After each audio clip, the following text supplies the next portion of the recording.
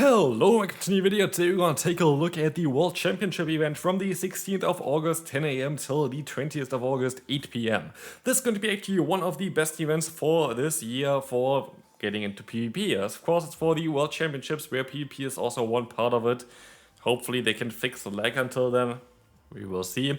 Anyway, this event itself looks like an amazing event, so let's go over all of that kind of stuff now as well. We're going to have here already the option now during this event to get rid of frustration, which is something that you usually only can do during those Team Go Rocket events. We have 5 special trades for 4 days, which is going to be lovely as well, maybe even 5 days depending on how Niantic is doing this. A lot of times they get activated a little bit earlier and also get like deactivated a little bit later, so it might be even better than that even.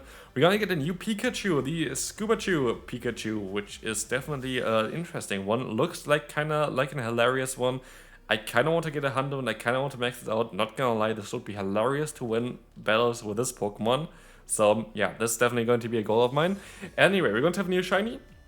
And also for this one for Mienshao, there's going to be something interesting later on coming out as well for whatever reason, but what we will see here as well is we're going to see an insane amount of really good spawns for this event. We're going to have the Mankey basically there for like later Annihilate, we have Lickitung, we have basically a Zoomer there, Clodsire that you can get, Altaria that you can get, Talonflame that you can get. We're going to have also Carbink, which is a very rare one as well, we need a lot of XL candies. We have Charjabug that you can get, we have the, forgot the name of this one, Toxapex? I think it's Toxapex, the name of it, that you can get. We're going to have these Skarmory, so like top tier meta Pokemon that you can get from this event. Some of them maybe not going to be as good anymore after this season, but we have to see on what kind of changes Niantic gonna do. But at the current time, like all the Pokemon that you're going to see here during this event as well, which you're going to see here right now, are top tier, like literally top tier meta picks. Like if you just play this event, you're already going to be able to build a perfect team for the Go Battle League. So for sure an event that you want to have. Also interestingly enough, you can use 5 of your euros to buy a paid ticket where you're gonna get an encounter with Cresselia. Why is it so interesting? Because Cresselia is a Pokemon that you definitely want to have for the Go Battle League. That is definitely not gonna get nerfed anytime soon because there is no real way of nerfing this Pokemon. It has 2 fast moves that are both kind of decent. It has great coverage and like moves that are honestly very likely never gonna get nerfed. And so yeah, Cresselia is going to be one of the best Pokemon that you can have anyway. So here you're going to have the option to pay some monies to Niantic, to John Henke to get a Great League variant of Cresselia, which is usually a rare Pokemon to have. Anyway, what you can see here as well, we're going to get the new Scuba Pikachu in quests as well as raids, which is going to be cool for sure, for especially the people that want to hunt the shiny, like myself. I really want to have this Pokemon as a shiny Pokemon and a Hundo, so please, Niantic. Anyway, we're going to have kind of okay normal raids, but if we take a look at the shadow raids here real quick, we're going to see Magnemite is an amazing shadow raid, especially like for Magnetism as well for the Master League, like Master Premier Cup. You're going to have Dratini, which is an amazing one.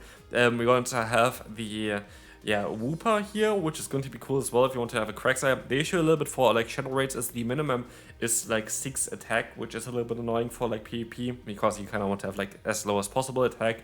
But then we're going to have Gligar, which is an important one to get as well. We're going to have the Sableye here, which can also be shiny as well, which is really cool. We have Gardevoir that you can get there, like the pre-evolution for the Cresselia.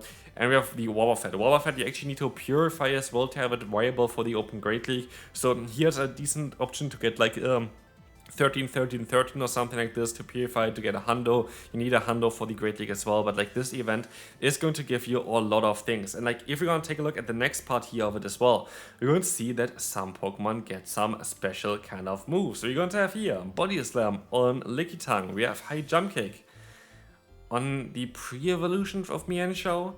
I literally don't really see the point of this. Like I think the name is Mienfoo or whatever. Let's see real quick what Mienfoo can do in battle, because I am fairly certain this Pokemon has like literally no play at all. Oh, it actually gets up to 1500 CP. I underestimated this Pokemon quite a bit, but with fast moves like Low Kick and Pound, I would imagine that this Pokemon is not going to have the greatest time here. Charge moves of Brick Break, Low Sweep and Focus Blast. I don't think that High Jump Kick is going to do too much for this Pokemon, but maybe in the future, maybe we're gonna see this Pokemon getting Force Palm as well, which I think it would actually learn, like just fun. I don't know. Let's see what this would be with Force Palm and now the new move High Jump Kick. Would it be a top tier meta threat? I would doubt it. But let's take a look here real quick against the multi-battle and see what this can do. It actually does more than I expected. An average rating close to 500 is actually quite decent for it. But yeah, again, I don't really understand this choice. I would have liked to see it on the Mien Chao there. I think that would have been kind of cool.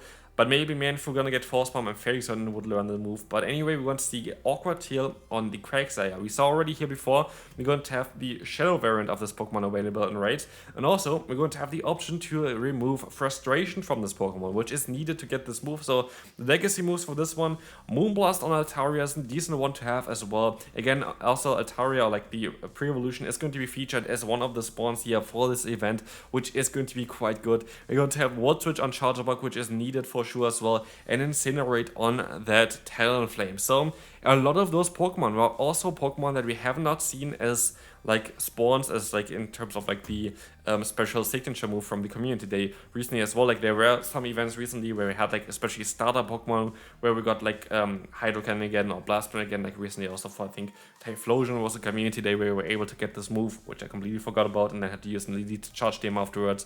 But basically this is going to be quite a good amount of good Pokemon that have like new fast moves here as well that of course were introduced before already, but would be hidden in a legacy move there. Anyway, we're going to see here as well that we have showcases around and also new avatar items and poses. Like that looks kind of hilarious, honestly. Definitely fitting for the World Championship, which is in Hawaii.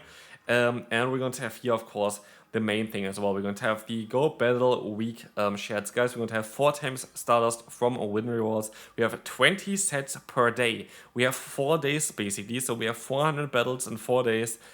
Pain for anybody who does them all, like who's gonna do them all. I don't think I'm gonna do them all. Like, truth be told, like I usually like to do all of those battles, but I'm not gonna do 20 sets per day, 4 days. That seems like a little bit too much, especially if the game is staying at the current state. Anyway, we're going to get here as well. Pokemon encounter are going to be with lower IVs, which is going to be nice. Usually they're kept at like basically encounter rates there for like quests, so like 10, 10, 10 is like the minimum IVs that you can get. Now there's going to be 0 as the minimum IV for it, which is kind of important for PvP because again, you kind of want to have a very low attack variant with a high defense and high HP. Sadly, this is usually not for the legendary Pokemon that you can encounter, which I feel like is kind of sad. Would be really cool to have like the option also for the legendary Pokemon that you can have. But again, like I don't think I actually encountered a single legendary Pokemon this season, so it is what it is. We have a free timed research as well, which is kind of cool. And there's going to be, of course, a new champion coming up. And also there's going to be a new interesting kind of outfit for the champion here, apparently. That looks cool. It looks hilarious. Like, imagine someone has this outfit in-game in battles here. That looks hilarious. Like, way better than the other ones, I feel like. But yeah, that's going to be quite an exciting event. Let me know in the comment section what you are most excited about this one. Honestly, like, I was a little bit surprised on how good this is actually looking because like usually Niantic doesn't really care too much about PvP and events towards it, but this is looking like a lot of fun and like a lot of good Pokemon going to be spawning, so definitely take advantage of this one. Hope you enjoyed this one. Again, here by the way, graphics from Galix, link always in the description, best graphics around, and I'll see you then